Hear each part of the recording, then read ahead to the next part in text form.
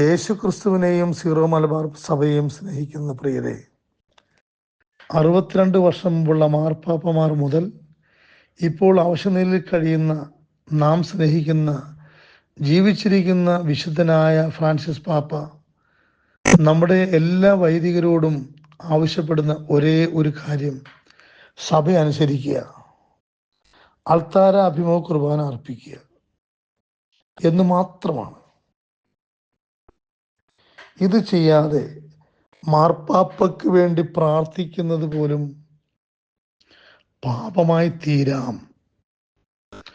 കുർബാന മധ്യേ പാപം ജനത്തെ പറ്റിക്കുകയല്ലേ ചെയ്തുകൊണ്ടിരിക്കുന്നത്?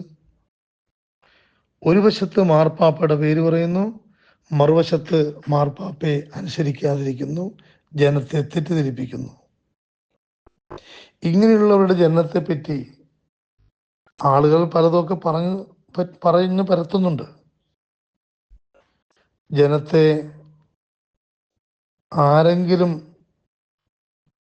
നിങ്ങളുടെ ജനത്തെ ആരെങ്കിലും സംശയിച്ചാൽ തെറ്റു പറയാനാവുമോ? സഭയുടെ ഉപ്പും ചോറുമല്ലേ അന്നു മുതൽ ഇപ്പോഴും ഭക്ഷിക്കുന്നത്? നിയമാവർത്തനം 32:15 പറയുന്നു, യശൂറൻ എന്ന് പറഞ്ഞാല് പ്രവാചക ദൗത്യം ഏറ്റെടുക്കുന്നവര്, അവരെയാണ് അതായത് ഇപ്പോഴത്തെ അച്ഛന്മാരെ കുറിച്ചാണ് ഈ പറയുന്നത്.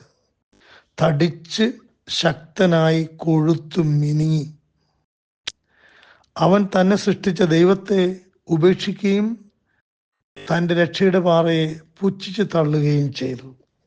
അതല്ലേ നമ്മളിപ്പോൾ കണ്ടുകൊണ്ടിരിക്കുന്നത്.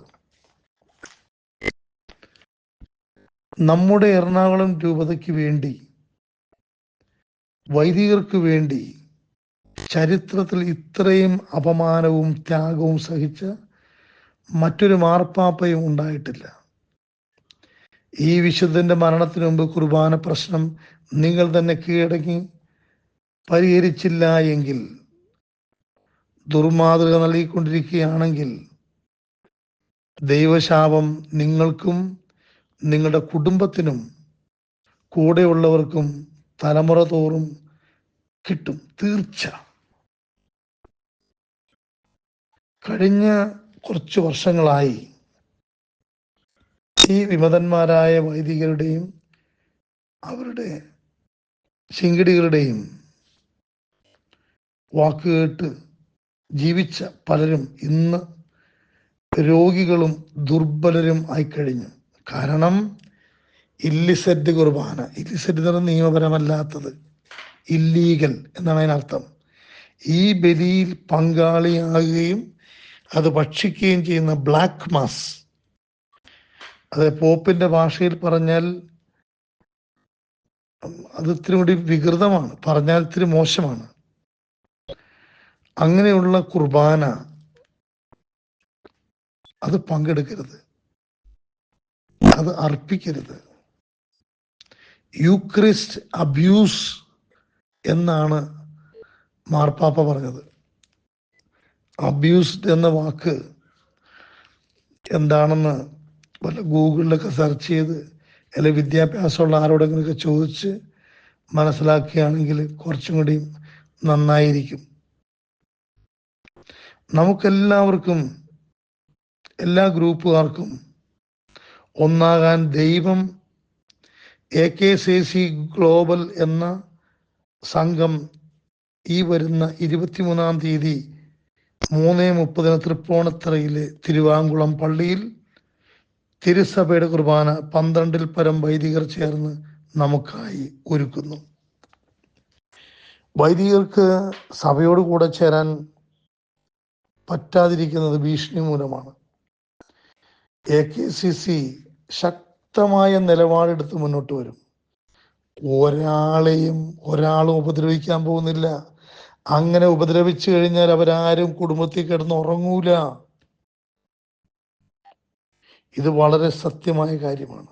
അതുകൊണ്ട് നമുക്കെല്ലാം മറന്ന്, ബലഹീനതകളും കുറവുകളുമുള്ള ഞാൻ പറയുന്നു, എന്നെപ്പോലെ പല സഹോദരങ്ങൾക്കും കുറവുകളുണ്ട്.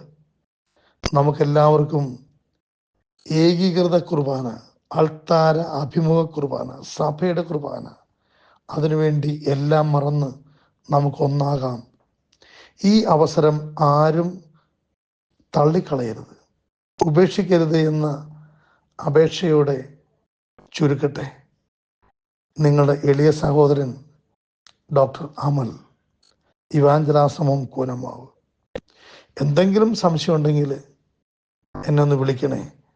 എൻ്റെ നമ്പർ 9447794874 എന്നാണ്. എല്ലാവരും കുടുംബസമേതം കുർബാന സ്വീകരിക്കാൻ തക്ക രീതിയിലുള്ള ആത്മശോധന ചെയ്ത് പാപങ്ങൾ ദൈവത്തോട് ഏറ്റുപറഞ്ഞ് നമുക്കെല്ലാവർക്കും തിരുവാങ്കുളത്തേക്ക് കടന്നു വന്ന് കുടുംബസമേതം വന്ന് പരിശുദ്ധ കുർബാന സ്വീകരിച്ച് ആ സമ്മേളനത്തിൽ പങ്കെടുത്ത് നമുക്ക് ശക്തിയോടെ മുന്നേറാം. ദൈവം എല്ലാവരെയും സമൃദ്ധമായിട്ട് അനുഗ്രഹിക്കട്ടെ. ആമേൻ, ആമേൻ, ആമേൻ.